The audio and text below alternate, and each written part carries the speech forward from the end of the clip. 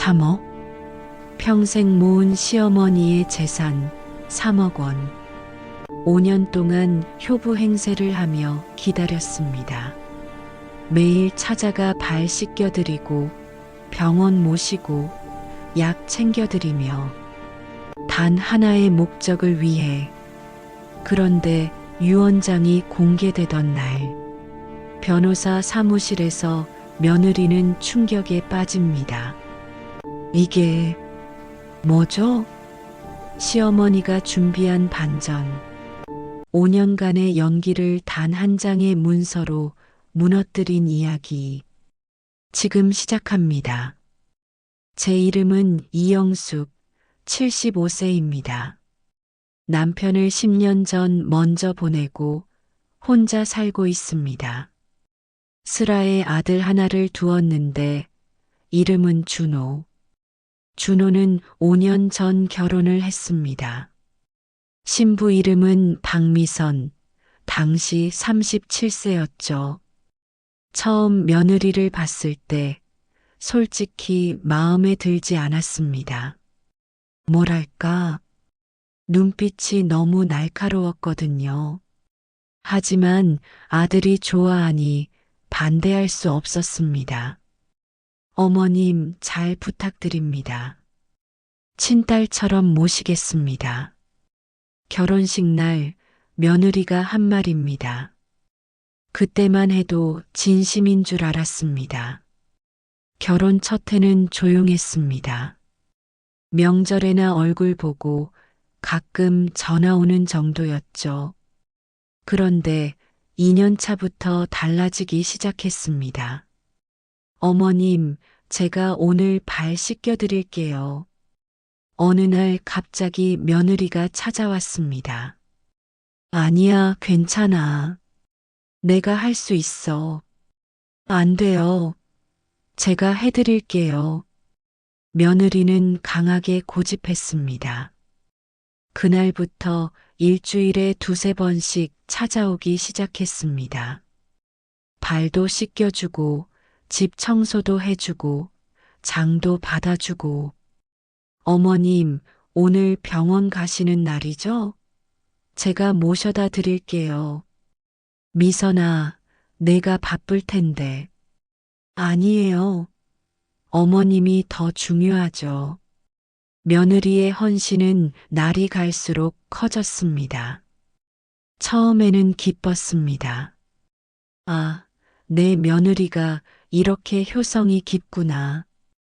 동네 사람들도 부러워했습니다. 영숙 씨, 며느리 복 있으시네요. 요새 저런 며느리 어디 있어요? 그러게요. 참 착해요. 자랑스러웠습니다. 하지만 6개월쯤 지났을까요? 뭔가 이상하다는 느낌이 들기 시작했습니다. 며느리가 제 통장에 관심을 보이기 시작한 겁니다. 어머님, 요새 금리가 너무 낮지 않아요? 제가 좋은 상품 알아봐 드릴까요? 아니야, 괜찮아. 어머님, 이 통장은 얼마 있어요? 합쳐서 관리하는 게 좋을 것 같은데. 그냥 두렴. 어머님, 혹시 부동산이나 주식 같은 거 가지고 계세요? 질문이 점점 구체적이고 집요해졌습니다. 그리고 어느 날, 며느리가 없는 사이 제 서랍이 뒤져진 걸 발견했습니다. 통장을 보관하던 서랍이었습니다. 설마, 의심이 들었지만 확신할 수는 없었습니다. 그 후로 저는 조심스럽게 며느리를 관찰하기 시작했습니다. 며느리는 여전히 친절했습니다. 발 씻겨주고 병원 모시고 밥 해주고. 하지만 저는 알아챘습니다.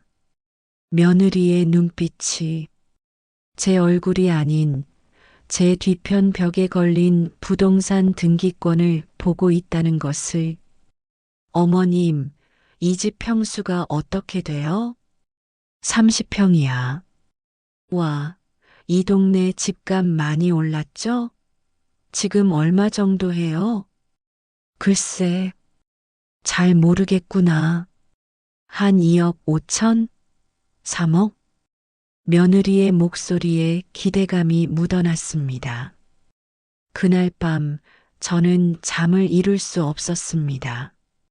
내가 잘못 본 걸까? 아니면 정말 며느리가. 다음 날 우연히 며느리의 전화 통화를 엿듣게 되었습니다. 응, 집값이 3억 정도 된대. 통장은 아직 정확히 모르겠고, 조금만 더 기다려. 곧 다 우리 거야. 그래, 알았어. 사랑해. 그 순간 모든 게 명확해졌습니다. 5년간의 효도는 연기였던 겁니다. 가슴이 무너져 내렸습니다. 하지만 동시에 화가 났습니다. 감히 나를 이용해? 저는 그날부터 계획을 세우기 시작했습니다. 며느리에게 당하지 않을 계획. 아니, 며느리를 역으로 이용할 계획을. 며느리의 정체를 안 후, 저는 아무렇지 않은 척 했습니다. 어머님, 오늘도 왔어요. 그래, 왔니? 고맙구나. 여전히 따뜻하게 맞이했습니다. 하지만 이제는 제가 며느리를 관찰하는 입장이 되었습니다. 며느리는 제가 화장실에 가면 서랍을 뒤졌습니다. 제가 낮잠을 자는 척하면 집안 곳곳을 살폈습니다. 부동산 등기권을 꺼내 사진을 찍기도 했습니다. 참 철저하네. 때로는 감탄이 나올 정도였습니다. 하지만 저는 모른 척 했습니다. 오히려 며느리가 원하는 정보를 조금씩 흘려주기 시작했습니다. 미선아, 요새 내가 건강이 안 좋아서 말이야. 어디 불편하세요? 며느리의 눈이 반짝였습니다. 심장이 좀. 의사가 조심하래. 어머니, 큰일이에요. 정밀 검사 받으셔야죠. 며느리는 과하게 걱정하는 척 했습니다.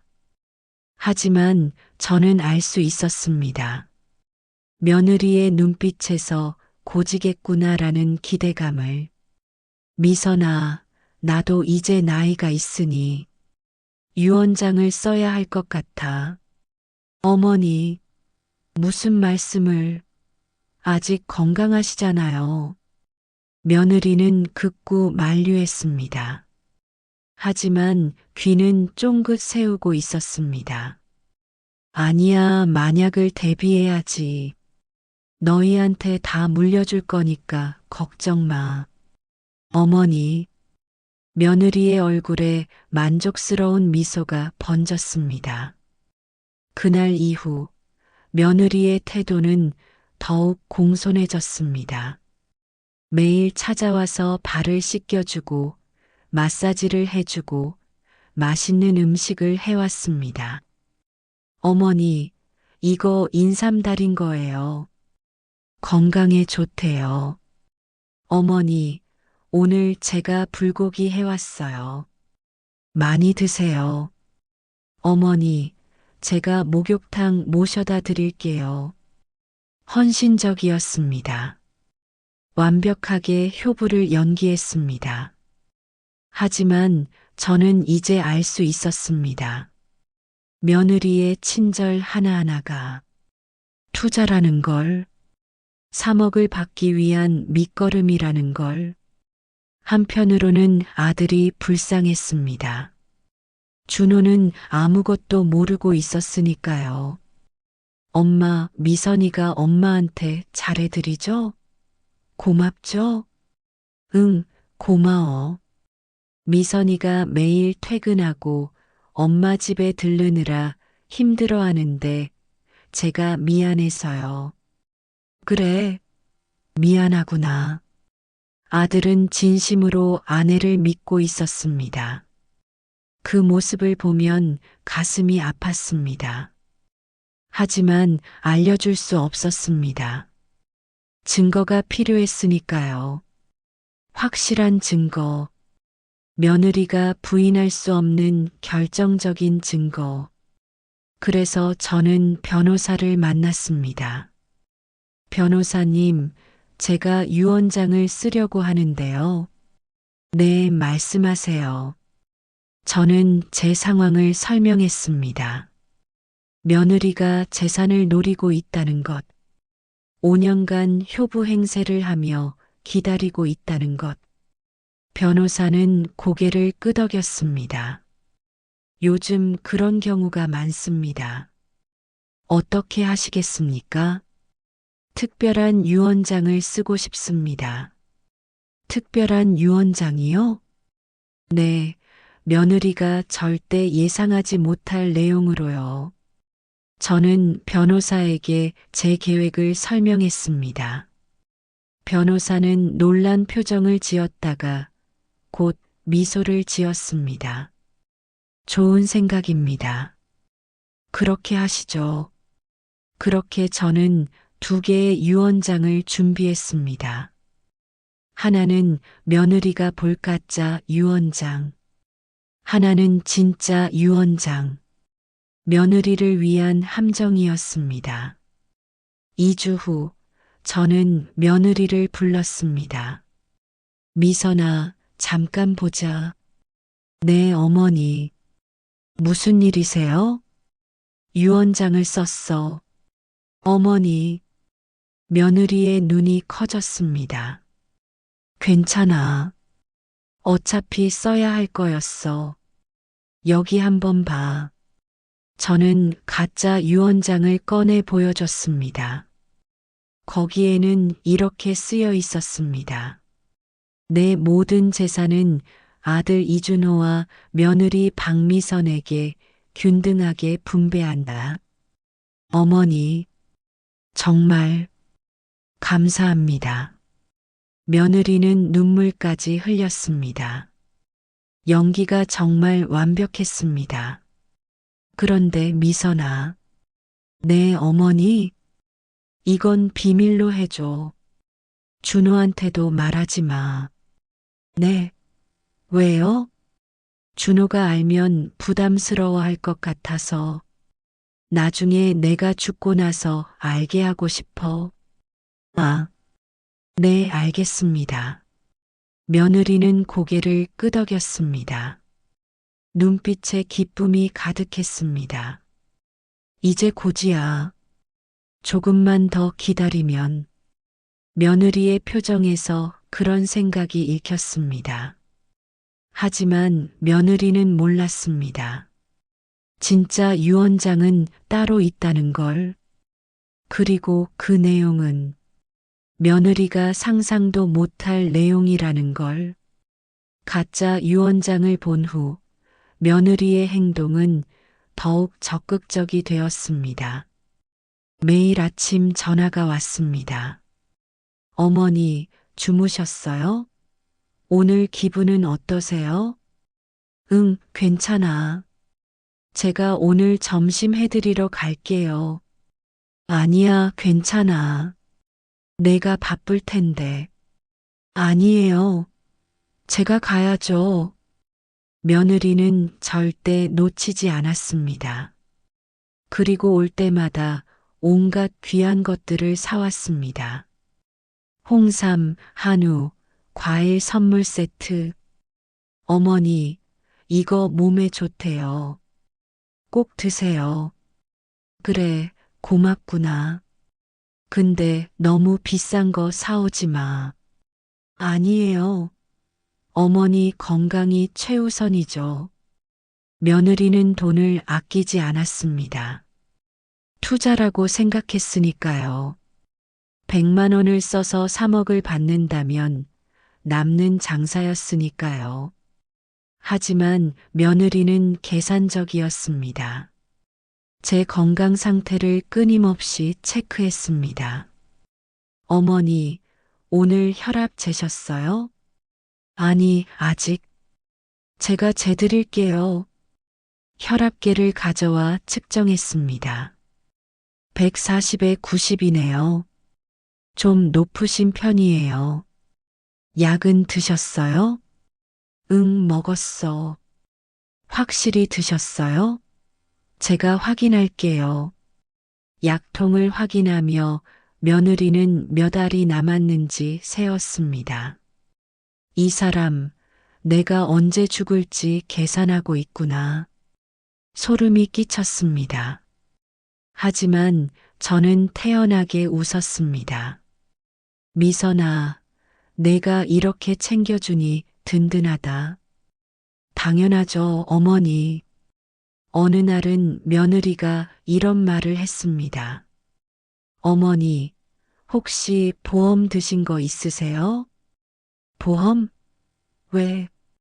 요즘 시니어 보험 좋은 게 많대요. 제가 알아볼까요? 아니야, 괜찮아. 어머니, 만약을 위해서라도 하나 들어두시는 게 며느리는 집요했습니다. 보험금까지 노리는구나. 한심했지만 저는 모른 척 했습니다. 그리고 일부러 이렇게 말했습니다. 사실 옛날에 들어둔 보험이 하나 있긴 한데. 정말요? 어떤 거예요? 종신보험이야. 내가 죽으면 5천만 원 나온대. 5천만 원이요? 며느리의 눈이 반짝였습니다. 그럼 총 3억 5천이네요? 작은 목소리로 혼잣말처럼 중얼거렸지만 제 귀에는 또렷이 들렸습니다. 정말 철저하게 계산하는구나. 한편 준호는 여전히 아무것도 몰랐습니다. 엄마, 요새 미선이가 엄마한테 너무 잘해드리죠? 응, 정말 잘해주더라. 제가 정말 좋은 여자 만난 것 같아요. 엄마도 기쁘시죠? 응, 그래. 아들의 순진한 얼굴을 보면 마음이 아팠습니다. 준호야, 네 아내는 네가 생각하는 그런 사람이 아니야. 말해주고 싶었습니다. 하지만 참았습니다. 때가 되면 준호도 알게 될 테니까요. 며느리의 진짜 얼굴을. 3개월이 더 지났습니다. 어느 날 며느리가 심각한 표정으로 찾아왔습니다. 어머니, 병원 가셔야 할 것 같아요. 왜? 나 괜찮은데? 아니에요. 안색이 안 좋으세요. 정밀 검사 받으셔야 해요. 그래. 내가 느끼기엔 괜찮은데. 제가 예약 잡을게요. 내일 같이 가요. 며느리는 강하게 주장했습니다. 다음 날 병원에 갔습니다. 의사가 말했습니다. 특별한 이상은 없으세요. 나이에 비해 건강하신 편입니다. 정말요? 며느리의 목소리에 실망감이 묻어났습니다. 네, 혈압만 조심하시면 될 것 같습니다. 네, 감사합니다. 병원을 나오며 며느리의 표정이 어두웠습니다. 아직 안 죽는다는 게 실망스럽구나. 제 며느리지만 정말 무서운 사람이었습니다. 그날 밤 며느리의 전화 통화를 또 엿듣게 되었습니다. 의사가 건강하대. 아직 한참 살 것 같아. 짜증나. 언제까지 기다려야 하는 거야? 알아. 조금만 더 참자. 며느리의 본심이 그대로 드러났습니다. 저는 더 이상 참을 수 없었습니다. 다음 날 변호사에게 연락했습니다. 변호사님, 이제 실행에 옮겨도 될 것 같습니다. 알겠습니다. 준비하겠습니다. 마침내 때가 온 것입니다. 며느리에게 진실을 보여줄 때, 그날은 2024년 11월 15일이었습니다. 저는 계획대로 갑작스럽게 쓰러졌습니다. 아니, 쓰러진 척 했습니다. 어머니, 며느리가 놀라 달려왔습니다. 119, 빨리 병원으로 실려갔습니다. 의사와는 미리 상의가 되어 있었습니다. 상태가 좋지 않습니다. 각오하셔야 할 것 같습니다. 의사의 말에 며느리는 울음을 터뜨렸습니다. 어머니, 안 돼요. 완벽한 연기였습니다. 준호도 달려왔습니다. 엄마, 엄마. 아들의 눈물은 진짜였습니다. 3일 후, 저는 사망 처리되었습니다. 물론 거짓이었습니다. 변호사와 의사의 협조로 만든 상황이었습니다. 장례식이 치러졌습니다. 며느리는 곡을 했습니다. 어머니. 하지만 저는 알 수 있었습니다. 며느리의 눈에 눈물이 없다는 것을. 장례식 후 일주일, 변호사 사무실에서 유언장 공개가 있었습니다. 준호와 며느리가 참석했습니다. 고인의 유언에 따라 유언장을 공개하겠습니다. 변호사가 봉투를 열었습니다. 며느리는 가슴을 두근거리며 기다렸습니다. 드디어 3억 5천이 내 거야. 그 생각이 며느리의 얼굴에 그대로 드러났습니다. 변호사가 읽기 시작했습니다. 나 이영숙은 다음과 같이 유언한다.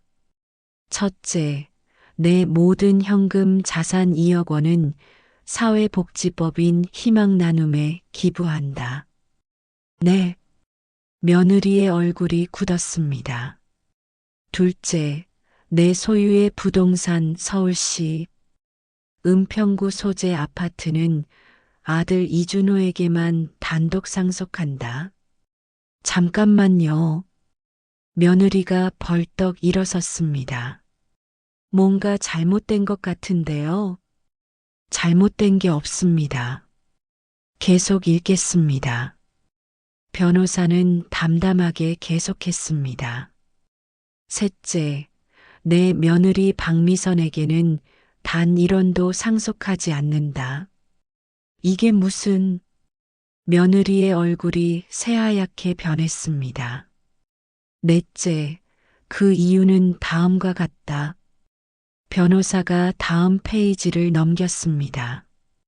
며느리 박미선은 지난 5년간 나의 재산을 노리고 효부 행세를 해왔다.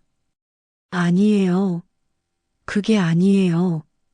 며느리가 소리쳤습니다. 증거가 있습니다.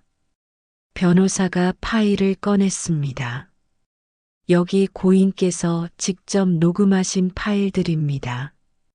녹음기가 재생되었습니다. 집값이 3억 정도 된대. 통장은 아직 정확히 모르겠고, 조금만 더 기다려. 곧 다 우리 거야. 며느리의 목소리였습니다. 또한 고인께서 설치하신 CCTV에 며느리가 서랍을 뒤지고 등기권을 촬영하는 모습이 담겨 있습니다. 화면이 재생되었습니다. 며느리가 서랍을 뒤지는 모습이 선명하게 나타났습니다. 이건... 며느리는 할 말을 잃었습니다. 준호가 충격받은 표정으로 아내를 쳐다봤습니다. 미선아, 이게 무슨 짓이야? 준호야, 아니야. 이건 오해야. 오해? 이게 오해야? 준호의 목소리가 떨렸습니다. 변호사가 계속 읽었습니다.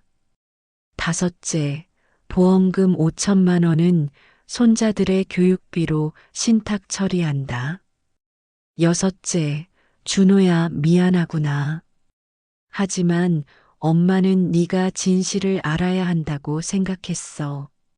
네 옆에 있는 사람이 어떤 사람인지 알고 살아야 한다. 준호는 고개를 숙였습니다. 어깨가 떨렸습니다.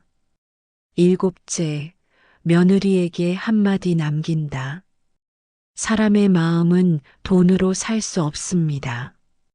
5년간 당신이 보인 효도는 모두 거짓이었지만 나는 당신의 진심을 보고 싶었습니다. 하지만 끝까지 당신은 돈만 보았습니다. 부디 반성하시기 바랍니다. 유언장 낭독이 끝났습니다. 침묵이 흘렀습니다. 며느리는 의자에 주저앉아 있었습니다. 얼굴이 새하얗게 질려 있었습니다.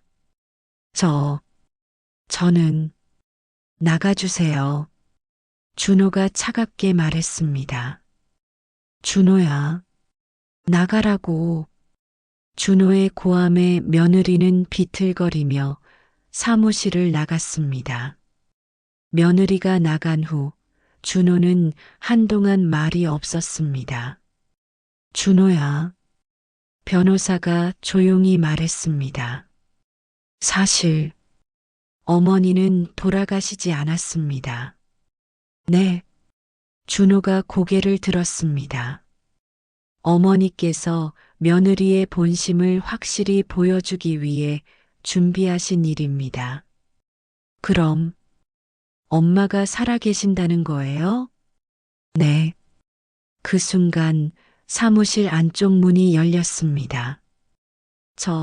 이영숙이 걸어 나왔습니다. 엄마. 준호가 달려와 저를 껴안았습니다. 엄마. 준호는 아이처럼 울었습니다. 미안하다, 준호야. 하지만 이 방법밖에 없었어. 괜찮아요, 엄마. 진실을 알게 돼서 감사해요.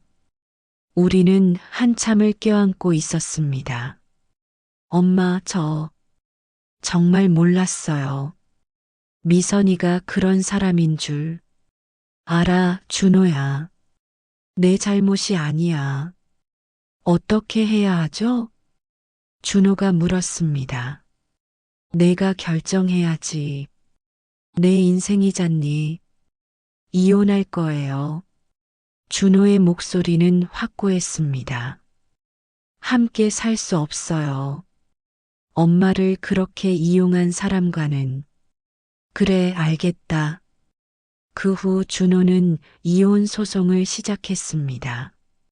며느리는 처음엔 발악했습니다. 이혼 안 해. 절대 안 해.